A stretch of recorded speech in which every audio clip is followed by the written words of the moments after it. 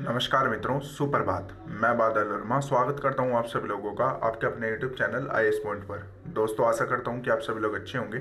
तो जैसा कि आप लोगों को पता ही होगा कि हम लोग कक्षा 10 के NCERT का अध्याय 4 कवर कर रहे हैं, जिसमें अभी तक हम लोगों ने अपने 2 पार्ट्स को कवर कर लिया है।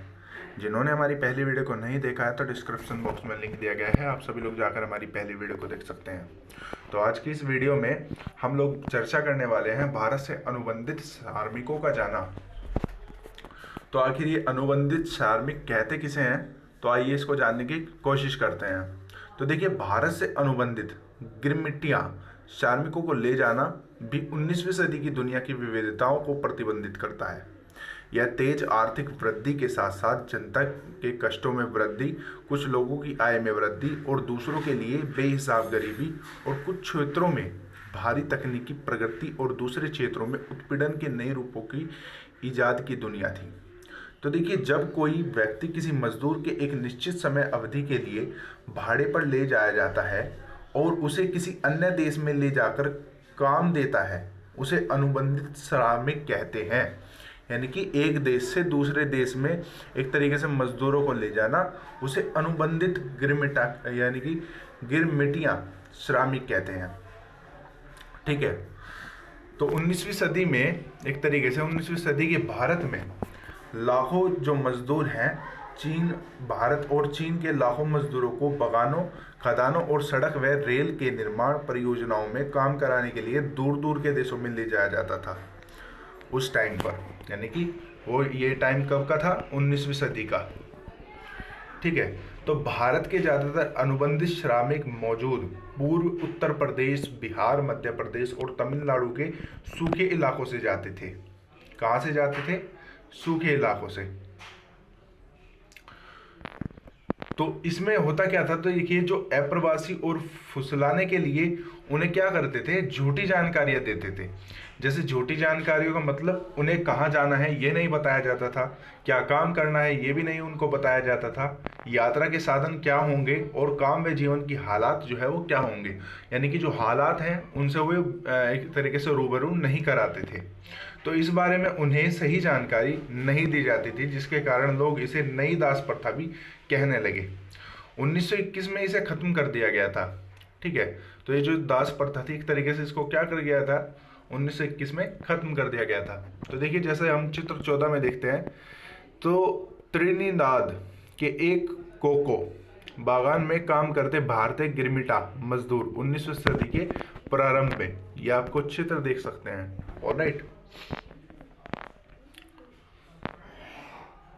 तो देखिए, तो इसे 1921 में खत्म करने के बाद कई दशक तक भारतीय जो अनुबंधित मजदूर थे, उनके वंशज कैरिबियाई द्वीप समूह के में एक तरीके से समूह में बेचैन अल्पसंख्यकों का जीवन जीते रहे। वहाँ के जो लोग थे उन्हें कुली मानते थे और उनके जो साथ थे वो कुली जैसा ही बर्ताव किया करते थे। नायपाल के कुछ प्रारंभिक उपन्यासों में विछोह और प्रायेपन के इस एहसास को खूब देखा जा सकता है। तो जैसे आप ये 16वें चित्र में देख सकते हैं कि जो एक अनुबंधित श्रमिक को, यानी कि गिरमिटा मजदूर अनुबंध होने का एक तरीके से क्या है, एक फॉर्म है जिसे भरा जाता था। तो एक तरीके से इस फॉर्म का केवल यही महत्व था कि उसकी एक तरीके से इसमें स्वीकृति दिखाई जाती थी। ऑलराइट। तो बात करते हैं भारत में भारतीय उद्यमी के बारे में। तो देखिए, विश्व बाजार के लिए खाद्य पदार्थ व फसलें उगाने वाले पूंजी की आवश्यकता भी बड़े बागानों के लिए उस समय तक बाजार और बैंकों से पैसा जो था वो लिया जा सकता था। लेकिन छोटे किसानों का क्या, ये हम थोड़ा समझने की कोशिश करते हैं। तो देखिए, शिकारीपुरी श्राफ ऑफ नट्टुकोट्टाई चट्टीयारो के द्वारा एक तरीके से उन सारे बैंकों और व्यापारियों में से थे जो मध्य और दक्षिण पूर्व एशिया में नियोत्तमुखी खेती की एक तरीके से नियोत्तमुखी खेती के लिए कर देते थे। तो इसके लिए यह तो अपनी जेब से पैसा लगाते थे या यूरोपीय बैंकों से कर्ज लेते थे। तो अफ्रीका में यूरोपीय उपनिवेशकारों के पीछे पीछे भारतीय व्यापारी और महाजन भी जा पहुंचे थे। तो भारतीय लोग भी अब बंदरगाहों पर अपने बड़े बड़े एम्पोरियम खोल दिए थे और इन सभी इन सभी में सबसे आगे थे। और हैदराबादी सिंधी व्यापारी जिन्होंने 1860 के दशक में दुनिया भर में बंदरगाहों में अपने बड़े बड़े एम्पेरियम खोल दिए थे, ठीक है ना। तो सभी लोगों ने इस तरीके से क्या किया था, अपने एम्पेरियम खोल दिए थे, ठीक है। तो दुनिया भर के बंदरगाहों में अपने एम्पेरियम खोल देने के बाद इन दुकानों में सैलानियों और आकर्षक स्थानीय और विदेशी चीज़ें मिलती थी। यह एक फलता फूलता कारोबार था, क्योंकि सुरक्षित और आरामदेह जलपोतों के आ जाने से सैलानियों की संख्या भी दिनों दिन बढ़ती जाती थी, ठीक है। तो भारतीय व्यापार, उपनिवेशवाद और वैश्विक अर्थव्यवस्था, इसको हम थोड़ा समझने की कोशिश करते हैं। तो देखिए, भारतीय व्यापार तो समझ आता है, और उपनिवेशवाद, तो उपनिवेशवाद का मतलब है एक तरीके से, आपको पता ही है कि जैसे भारत में एक तरीके से अंग्रेज आए थे, तो अंग्रेजों के समय में जो एक तरीके से भारतीय व्यापार किए करते थे उसे उपनिवेशवाद जो है कहते हैं। और वैश्विक अर्थव्यवस्था एक तरीके से संपूर्ण विश्व की जो है अर्थव्यवस्था, उसके बारे में हम बात करेंगे, ठीक है।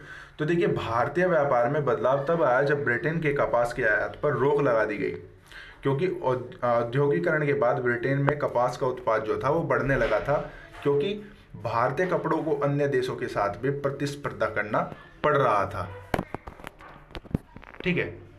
तो पहले हम चित्र को देख लेते हैं। तो चित्र में ईस्ट इंडिया कंपनी के हाउस ऑफ लंदन की जो ये चित्र है वो दिखाई गई है। तो ईस्ट इंडिया कंपनी के दुनिया भर में चलने वाले कार्यों को केंद्र यही था, एक तरीके से जो भी एक तरीके से ईस्ट इंडिया कंपनी का कार्य चलता था उसको स्वीकृति यहीं से ही मिलती थी, ऑलराइट। तो सन 1800 के आसपास निर्यात में सूती कपड़े का जो एक तरीके से प्रतिशत था वो 30% था, और 1815 में घटकर यह 15% हो गया, और 1870 तक ये केवल 3% जो था वो रह गया था, ठीक है। तो रह गया था, और निर्मित वस्तुओं का निर्यात घटता जा रहा था, और उतनी ही तेजी से कच्चे माल का जो निर्यात होता था। तो 1812 से लेकर 1871 के बीच कच्चे कपासों का जो निर्यात है वो 5% से बढ़कर 35% क्या हो गया था, वो बढ़ गया था, वो बढ़ गया था। तो आप इसको नोट डाउन कर सकते हैं। तो देखिए, पहले हम चित्र को भी देख लेते हैं, क्योंकि चित्र को देखने के बाद एक तरीके से हम लोग इजीली किसी भी पॉइंट को समझ सकते हैं। तो सूरत और उसके साथ बहने वाली नदी का दूर से देखने वाला दृश्य है। तो देखिए, 17वीं शताब्दी के दौरान और 18वीं शताब्दी की शुरुआती सालों में सूरत पश्चिमी भारत से होने वाले समुद्री व्यापारों का मुख्य केंद्र रहा है। तो देखिए, आप लोगों को ये भी चीज़ें याद रखनी है कि एक तरीके से कौन से जो तट थे वो एक तरीके से व्यापार के लिए मुख्य स्रोत रहे हैं, ऑलराइट। तो देखिए, अब हम बात करते हैं। देखिए, जो कपड़ों की एक तरीके से उस समय रंगाई की जाती थी वो नील का भी एक तरीके से बड़े पैमाने पर निर्यात होता था, और जो कि नील की खेती कहाँ पर की जाती थी, वो भारत में ही की जाती थी। तो 1820 के दशक में चीन को बड़ी मात्रा में अफीम का निर्यात भी किया जाना था, और भारत द्वारा, तो देखिए भारत के द्वारा क्या किया जाता था, एक तरीके से चीन का निर्यात जो है एक तरीके से भारत में निर्यात किया जाता था अफीम का, चीन को, है ना। तो भारत क्या करता था, अफीम एक तरीके से चीन को देता था, उसके बदले चीन क्या था, चीन भारत को चाय देता था।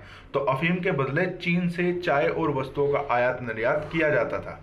तो अगर अब ब्रिटेन से भारत के व्यापार पर गौर करें, तो ब्रिटेन से जो माल भारत भेजा जाता था उसकी कीमत भारत से ब्रिटेन भेजे जाने वाले माल की कीमत से बहुत ज़्यादा होती थी, ठीक है। तो लगभग मानकर चलिए, जैसे भारत की जो कोई वस्तु है उसकी कीमत 20 रुपये है, तो ब्रिटेन की जो वस्तु की कीमत होती थी वो 30 रुपये होती थी उसी वस्तु की, ठीक है। तो ब्रिटेन के व्यापार से जो अधिशेष हासिल होता था उसे होम चार्जेज यानी कि देसी खर्च का निपटारा होता था, ठीक है। तो देखिए चित्र देखिए आप, तो इस चित्र में क्या दर्शाने की कोशिश की गई है, इसमें दर्शाने की कोशिश की गई है कि जो 17वीं शताब्दी का अंत है उसमें भारत को शेष विश्व से जोड़ने वाले व्यापारिक जो मार्ग हैं वो कौन कौन से हैं, ठीक है। तो आप इसमें देख सकते हैं, तो सूरत, हुगली, मछलीपट्टनम, बेंटम, एक तरीके से जितने आप ये देख पा रहे हैं गोल गोल सर्कल, तो ये सभी जो हैं एक तरीके से ये व्यापार को जोड़ने वाले एक तरीके से मार्ग हैं, ठीक है। तो देखिए, तो ब्रिटेन के व्यापार से जो अधिशेष हासिल होता था, जैसे कि मैंने आपको बताया, तो होम सार से यानी कि देसी खर्च का निपटारा उससे किया जाता था। इसके तहत ब्रितानी अफसरों और व्यापारियों द्वारा अपने घर में भेजी गई निजी रकम भारतीय बाहरी खर्चों पर ब्याज और भारत के काम कर चुके ब्रितानी अफसरों की पेंशन उसमें शामिल कर दी जाती थी। तो आई होप कि आज का वीडियो आप लोगों के लिए काफ़ी ज़्यादा इन्फॉर्मेटिव रहा होगा। अगर आपको ये वीडियो अच्छी लगे तो प्लीज़ वीडियो को लाइक शेयर कमेंट करना न भूलें।